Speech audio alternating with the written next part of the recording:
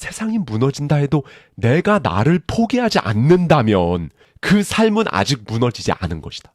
외부는 언제든 무너질 수 있지만 이 내면의 뿌리만 살아있다면 다시 살아갈 이유도, 다시 걸을 수 있는 길도 언제든 새로 만들 수 있다. 여러분은 성공합니다. 여러분이 그걸 원했기 때문이죠. 안녕하세요. 하와이 대저택입니다. 네, 여러분. 내 언어의 한계는 내 세계의 한계다. 말할 수 없는 것에 대해서는 침묵해야 한다. 철학사를 뒤흔든 이단아로 불리지만 동시에 전 세계 지성인들이 추종한 루트비히 비트겐슈타인이 남긴 말입니다. 천재 철학자라는 수식어조차 그의 고뇌와 사유를 온전히 설명하지 못한다고 하죠. 2025년 오늘을 살아가는 우리의 삶과도 아주 밀접하게 맞닿아 있는데요. 그래서 오늘은요, 임재성 작가의 마흔에 읽는 비트겐슈타인, 이 책 속에 담겨있는 인사이트를 가져와서요, 비트겐슈타인의 삶과 철학을 바라보는 저자의 시선에 저의 생각까지 더해서 여러분과 함께 생각해보고 싶은 부분들을 말씀드리도록 하겠습니다. 모든 인간은 결국 이 물음 앞에 서게 된다. 너는 누구인가? 나는 누구인가? 그리고 이 질문에 답하려는 과정 자체가 바로 철학이다. 또 철학은 건축과도 같다. 생각의 기초를 다지고 사유의 구조를 새로 짜는 일, 마침내 자기 자신을 명료하게 바라보는 것, 그게 철학의 본질이다. 한번 생각해보자. 세상에서 가장 이해하기 어려운 대상은 무엇인가? 진리? 타인의 마음? 우주의 본질? 아니다. 가장 복잡하고 난해한 존재는 바로 나 자신이다. 더욱이 마흔을 넘어가면 이 질문은 더욱 거칠게 몰아친다. 나는 지금 진짜 나로 살고 있는가? 사회가 더 씌운 이름표, 가족이 기대한 역할, 익숙해진 말투와 굳어진 사고방식, 그 모든 것이 과연 처음부터 나의 것이었을까? 어쩌면 우리는 익숙해진 타인의 언어와 감정, 그걸 나라고 착각하며 살아왔는지도 모른다. 비트겐슈타인은 말했다. 철학은 언어의 혼란을 정리하는 일이다. 그렇다. 그는 언어를 사고의 틀로 보았다. 내가 어떤 말을 쓰느냐에 따라 생각의 구조가 달라지고 그 구조가 나의 현실을 만든다는 것이다. 그런데 그 언어가 내가 만든 것이 아니라 타인에게서 물려받은 것이라면 내가 사는 현실 역시 남이 설계한 구조물일 수 있다는 것이다. 그래서 진짜 철학은 타인이 만든 언어의 껍질을 찢고 나와 그 너머의 진짜 나를 찾아가는 여정이다. 나는 누구인가? 비트겐슈타인은 평생 이 질문을 안고 살았다. 이 질문은 단순한 이론으로는 답할 수 없는 영역에 있다. 하지만 사람들은 너무도 쉽게 말한다. 나는 나를 잘 아는 편이지 뭐. 앞에서도 말했지만 그것은 대부분 사회가 만들어준 나일 뿐이다. 내가 좋아하는 것, 내가 선택하는 것, 내가 바라는 삶, 그 모든 것이 과연 나로부터 비롯된 것일까? 비트겐슈타인은 단호하게 말한다. 스스로를 속이지 마라. 내면의 소리에 귀 기울여라. 타인의 시선을 빌려 질문하지 말고 자신의 마음에 물어라.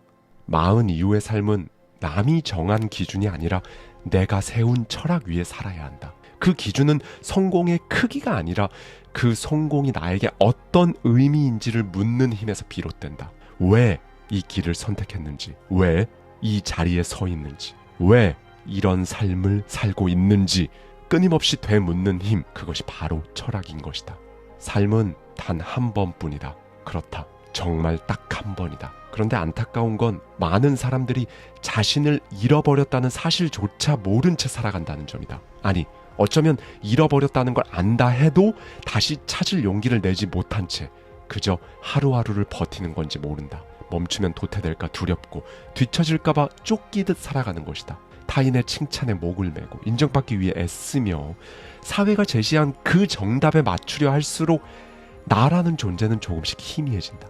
내가 정말 원하는 것이 무엇인지, 무엇이 내 가슴을 뛰게 하는지, 어떤 삶을 살고 싶었는지, 그 모든 것들이 스펙, 역할, 이런 것들에 다 묻혀버린다. 그러다 문득 거울 앞에 선다. 그리고 낯선 얼굴을 마주한다. 그 순간 불쑥 떠오르는 질문이 있다. 나는 누구의 삶을 살고 있는 걸까?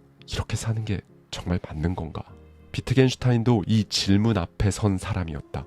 그는 위대한 철학자였지만 그보다 먼저 자기 자신을 지키고자 몸부림쳤던 한 인간이었다. 제1차 세계대전 당시 포탄이 빗발치는 참호 속에서 그는 무너지지 않으려 극한의 절망 속에서도 펜을 들었다.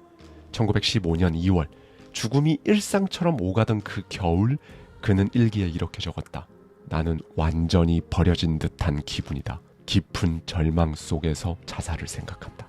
그는 철저히 무너졌다. 몸도 마음도, 그리고 존재마저 산산이 흩어지는 듯했다. 하지만 바로 그 다음 날 그는 다시 일어섰다. 그리고 이렇게 적었다. 스스로를 잃지 마라. 그는 하루 만에 무너지려는 자신을 끌어올렸다. 그가 끝까지 붙잡은 건 단 하나, 자기 자신이었던 것이다. 그는 삶을 살아가는 가장 강력한 방식이 바로 자기 통제임을 믿었다. 내면이 무너지는 그 순간 자기 삶의 모든 것이 무너진다고 생각했기 때문이다. 그렇다. 삶이란 외부의 사건이 아니라 그 사건 앞에 선 나의 자세, 나의 태도에 달려있다. 무너지는 것도 다시 일어서는 것도 언제나 나 자신에게 달려있다. 자기 통제, 이건 감정을 그냥 막 억누르는 것이 아니다. 비트겐슈타인 역시 격렬하게 흔들렸고 절망했고 두려워했다. 하지만 그는 그 모든 혼돈을 외면하지 않았다. 그는 그것을 가만히 들여다보았다. 그리고 혼돈의 가장자리에서 끝내 중심을 되찾는 사람이고 싶어 했다. 무엇보다 자기 통제는 강자의 전유물이 아니다. 모든 것은 무너질 수 있다. 신념, 관계, 기대. 예고 없이 들이치는 폭풍 한 번에 우리는 누구나 바닥까지 추락할 수 있다. 그럼에도 불구하고 다시 나를 세우는 일의 반복, 그리고 그에게 있어 그 반복을 가능하게 한 것은 다름 아닌 사유였다. 감정에 휘둘리지 않기 위해, 절망에 함몰되지 않기 위해 그는 생각했다. 문장을 썼고 단어를 골랐다. 감정과 혼란, 침묵과 통증을 하나하나 언어로 붙잡아냈다. 그의 태도는 오늘을 살아가는 우리에게도 여전히 유효하다. 외부 세계는 여전히 혼란스럽고 불확실성과 부조리는 사라지지 않는다. 그러나 중요한 것은 그 모든 외부 상황이 아니다. 그 상황 앞에서 내가 어떤 태도로 존재하는가, 이것이 중요하다. 생각해보라. 세상이 무너진다 해도 내가 나를 포기하지 않는다면 그 삶은 아직 무너지지 않은 것이다. 외부는 언제든 무너질 수 있지만 이 내면의 뿌리만 살아있다면 다시 살아갈 이유도, 다시 걸을 수 있는 길도 언제든 새로 만들 수 있다. 삶은 파도와도 같다. 예측할 수 없는 흐름 속에서 우리는 때론 뜻밖의 성공을 맞이하고, 때론 온 힘을 다했음에도 냉혹한 실패 앞에 무너진다. 기쁨과 고통, 평온과 혼란, 소유와 상실은 마치 파도가 밀려오듯 쉼없이 교차하며 삶을 흔들어 놓는다. 그리고 마흔을 넘어서면 이 진폭은 더 또렷하게 다가온다. 성공의 황홀함, 절망의 나락, 모두 한 번쯤은 경험한 뒤라 어떤 순간도 영원하지 않으며 삶은 붙잡을 수 없는 강물처럼 흘러간다는 것을 알게 된다. 그래서 비트겐슈타인은 이 예측할 수 없는 삶의 흐름 속에서 단 하나의 태도를 강조했다. 기쁠 때는 기쁨을 전심으로 누릴 것. 그러나 고통이 찾아오면 그 고통조차 담담히 받아들일 것. 감정의 소용돌이에 막 휘둘리지 말고 기쁨에도 슬픔에도 동일한 깊이와 명료함으로 반응하는 태도, 이것을 강조한 것이다. 삶의 높낮이 속에서도 내면의 균형을 유지하려는 태도, 그것이야말로 인간이 지켜야 할 존엄이라고 그는 믿었다. 그는 이렇게 말했다. 외부 세계에 기대지 마라. 그러면 세상이 어떻게 변하든 두려움 없이 살아갈 수 있을 것이다. 사물로부터의 자유보다 더 어려운 것은 사람으로부터의 자유다. 진정한 독립은 타인의 시선에서 완전히 벗어날 때 비로소 가능하다. 그렇다. 비트겐슈타인이 진정으로 원한 건 사람들의 판단들로부터 자유로워지는 것, 그 누구의 인정보다 자기 스스로의 내면과 화해하는 것이었다. 물론 그런 그조차도 사람과 사회의 영향에서 완전히 벗어나지 못했다. 그래서 철학을 선택한 것이다. 현실을 통제할 수 없다면 그 현실을 바라보는 태도라도 바꾸겠다는 결단을 내린 것이다. 하지만 그 결단은 그에게 결코 쉬운 일이 아니었다. 그는 어린 시절부터 절망과 함께 자라났기 때문이다. 1904년부터 시작된 가족의 비극, 무려 3명의 형이 스스로 목숨을 끊었다. 그 절망은 단순한 상처가 아니라 존재 전체를 갉아먹는 고통이었다. 비트겐슈타인 역시 삶을 포기하고 싶은 충동에 시달렸다. 그러나 그는 결국 한 가지를 깨달았다. 절망은 저절로 끝나지 않는다. 다시 일어서지 않는 한 절망은 그 자리에 그대로 남아있을 뿐이다. 그는 절망을 외면하지 않았다. 왜곡하지도 않았다.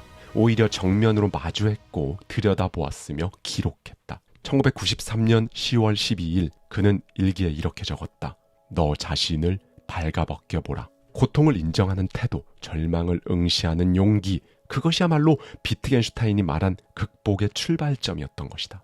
삶이 버거울 때 대부분의 사람들은 현실을 먼저 바꾸려 한다. 직장을 바꾸고 관계를 끊고 눈앞의 상황을 바꾸려고 애쓴다. 그러나 진짜 변화는 밖이 아니라 안에서 시작된다. 당신이 거울 속 당신의 얼굴을 담담히 받아들이듯 당신의 결점과 연약함을 마주할 수 있어야 한다는 것이다. 고통을 지우려 하지 말고 절망을 덮으려 하지 말고 그 안을 들여다보고 그 안에서 배워야 한다.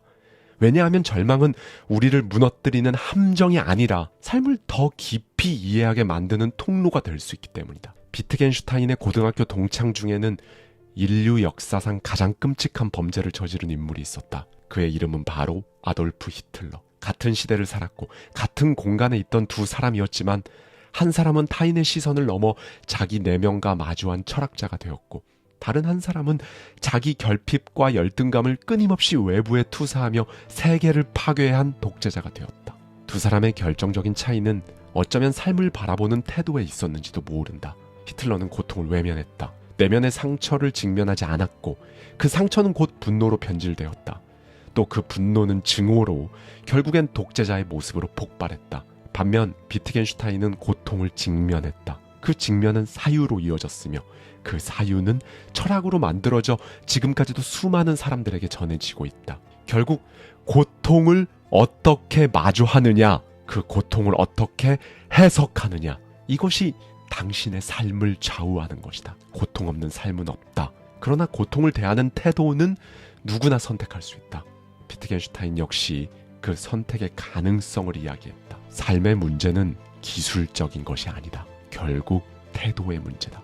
그 어떤 고통도, 그 어떤 절망도 그 자체만으로 당신을 무너뜨릴 수는 없다. 당신을 무너뜨리는 것은 그 고통을 외면하는 태도, 그 절망을 왜곡하는 시선이다. 만약에 그때 그렇게 하지 않았더라면, 다른 선택을 했더라면, 그때 조금만 더 참았더라면, 40을 넘어서면 누구나 한 번쯤은 이런 생각들과 마주하게 된다. 되돌릴 수 없는 선택들, 그때의 나를 붙잡고 싶은 순간들, 그리고 그 기억 끝에서 조용히 피어오르는 감정, 바로 후회다. 문제는 이 후회가 단순한 감정으로 끝나지 않는다는 데 있다. 비트겐슈타인은 말한다. 인생의 비극은 대부분 만약에 라는 말에서 시작된다고. 후회는 교묘하게 유혹한다. 마치 과거를 바꿀 수 있을 것처럼 말이다. 그러나 실상은 지금 이 순간을 무력화시키는 의미 없는 환상에 불과하다. 그래서 과거에 머물고 있는 사람은 지금 이 순간의 가능성을 눈앞에서 놓치는 것이다. 후회가 정말 위험한 건 단지 과거에 머무르는데 그치는 것이 아니라 미래마저 결정지어버리는 위험한 확신을 만든다는 것이다. 과거가 그랬으니 미래도 그러할 것이다. 이런 근거 없는 예측이 당신의 가능성을 가두고 행동을 주저하게 만든다. 하지만 비트겐슈타인은 단호하게 말한다. 삶은 직선이 아니다. 미래는 예측할 수 없고 언제든 방향을 바꿀 수 있다. 지금 보이는 흐름도 언젠가는 곡선을 그리며 바뀔 것이다. 그렇다면 어떻게 후회를 멈출 수 있을까? 비트겐슈타인은 그 해답을 언어, 즉 말에서 찾았다. 그는 언어가 인간의 사고를 규정한다고 믿었기 때문이다. 만일 그때 그렇게 하지 않았더라면 이 말이 사고의 틀을 만든다. 그렇기 때문에 생각을 바꾸고 싶다면 우선 말을 바꿔야 한다. 만약 그때 그렇게 하지 않았더라면 이 후회의 말을 지금 내가 할 수 있는 일은 무엇인가? 이렇게 바꾸어야 한다. 즉 과거를 분석하기보다 지금을 선택하는 것이다. 과거를 붙드는 말보다 지금을 움직이는 말이 당신에겐 필요하다. 그러면 이제 그 말이 사고를 바꾸고 사고는 태도를 바꾸며 태도는 결국 당신 삶의 방향을 바꾸게 된다는 것이다. 그리고 무엇보다 후회가 깊다는 건 그만큼 새로운 경험을 만들지 못하고 있다는 신호이기도 하다. 같은 실수를 반복하고 있다는 뜻이며 새로운 선택을 하지 못하고 있다는 반증이다. 비트겐슈타인은 말한다. 과거는 바꿀 수 없지만 지금의 선택은 바꿀 수 있다. 그리고 그 선택이 삶의 방향을 바꾸는 유일한 열쇠가 된다고 강조했다. 만약 당신이 지금도 과거의 기억 때문에 괴롭고 무기력하다면 그 후회를 붙잡고만 있지 말고 그 감정을 행동으로 전환해야 한다.